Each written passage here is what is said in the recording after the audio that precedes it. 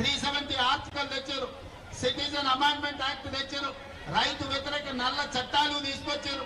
ఇవాళ వక్ఫ్ బిల్లు తెస్తున్నారు. మీకు బలం లేకపోయినా, ఇన్ని బిల్లులు మీకు బలం లేకపోయినా, ఇన్ని రాజకీయ పార్టీలు మిమ్మల్ని వ్యతిరేకించినా మీరు అవన్నీ చట్టాలు చేసి ప్రజల నెత్తి మీద రుద్దిలు. ఇవాళ కమ్యూనిస్టుల నుంచి కాంగ్రెస్ వరకు, ఎంఐఎం నుంచి బిఎస్పీ వరకు, ఈ రోజు సిపిఎం నుంచి సిపిఐ వరకు ప్రతి రాజకీయ పార్టీ అనుకూలంగా ఉన్నప్పుడు బలైన వర్గాల రిజర్వేషన్లు పెంచడానికి మీకు వచ్చిన బాధ ఏంటి అంటే నేను అడుగుతున్న మోడీ గారు. ఇవాళ అన్ని రాజకీయ పార్టీలు మీకు అండగా నిలబడడానికి, మీకు ఆ సంగతి అర్థం కావడానికి చట్ట సభలలో మీరు అనుమతి ఇవ్వకపోతే జంతర్ మంతర్ చౌరస్తాలో 15-16 పార్టీలు ఈ రోజు ఈ వేదిక మీద నుంచి మేము అనుకూలమని చెప్పింది. అందుకే మా జాజుల శ్రీనివాస్ అన్ని రాజకీయ పార్టీలను ఇక్కడికి రప్పించి ఈ వేదిక మీద నుంచి ప్రధానమంత్రి గారికి విజ్ఞప్తి చేయించారు. మా బలహీన వర్గాల సోదరులు వివిధ రాష్ట్రాల ఎంపీలను 60-70 మందిని వేదిక మీదకి రప్పించారు. ఇవాళ వివిధ రాజకీయ పార్టీలు ఇవాళ మేము అనుకూలం ఉన్నాయని చెప్పిన. పాలక పక్షం నువ్వు అనుకూలం ఉంటే ప్రతిపక్షంగా 100 ఎంపీలు మేమున్నాం. మాతో ఉన్న డిఎంకే కావచ్చు, ఎన్సీపీ కావచ్చు, ఈ రోజు అదేవిధంగా లాలూ ప్రసాద్ కావచ్చు, ములాయం సింగ్ గారి పార్టీ కావచ్చు, ఇన్ని రాజకీయ పార్టీలు ఇక్కడికి వచ్చిన తర్వాత మరి అందరూ శాఖాహారులు అయితే రొయ్యల పుట్ట మాయమెట్లయిందని ఇంట్రెస్ట్ అన్నారు. మీరు బీసీల మేలు కోసమే ఉన్నామంటారు, బీసీల కోసం ప్రాణాలు ఇస్తామంటాడు మా బండి సంజయ్ సోదరు. మా ప్రాణాలు వద్దాయా? 42% రిజర్వేషన్ అడిగింది. మాకు మీ ప్రాణాలు వద్దు, మీ ప్రాణాలు మేమేం చేసుకుంటాము, 100 ఏళ్ళు నువ్వు మీ మోడీ సుభిక్షంగా ఉండండి, మాకు అభ్యంతరం లేదు. మాకు కావాల్సిందల్లా 42% రిజర్వేషన్ మా బలైన వర్గాలు.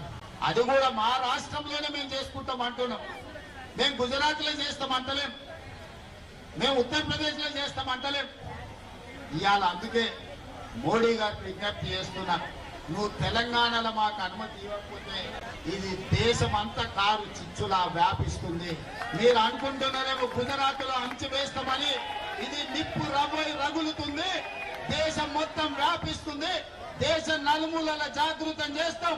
మా పెద్దలు హనుమంతనే చెప్పినట్టు దేశంలో అన్ని రాజకీయ పార్టీలను, అన్ని సంఘాలను కూడగడతాం.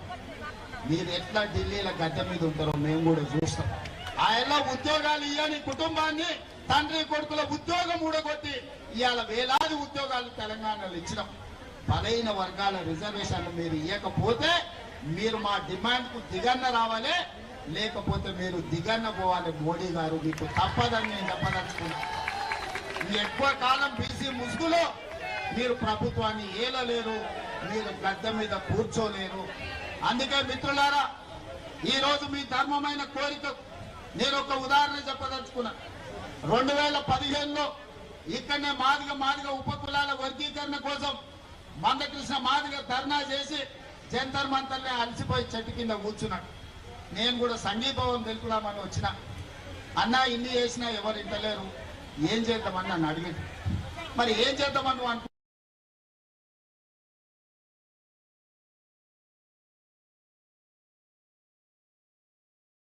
అంటే నాకైతే ఆలోచన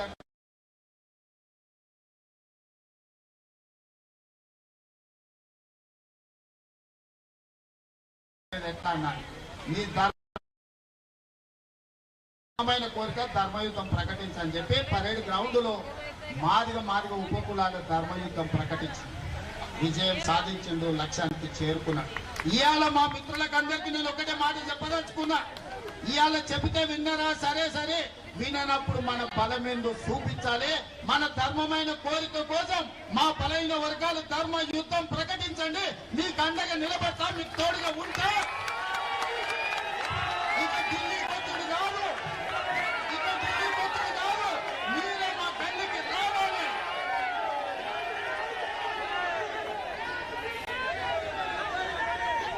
నరేంద్ర మోడీ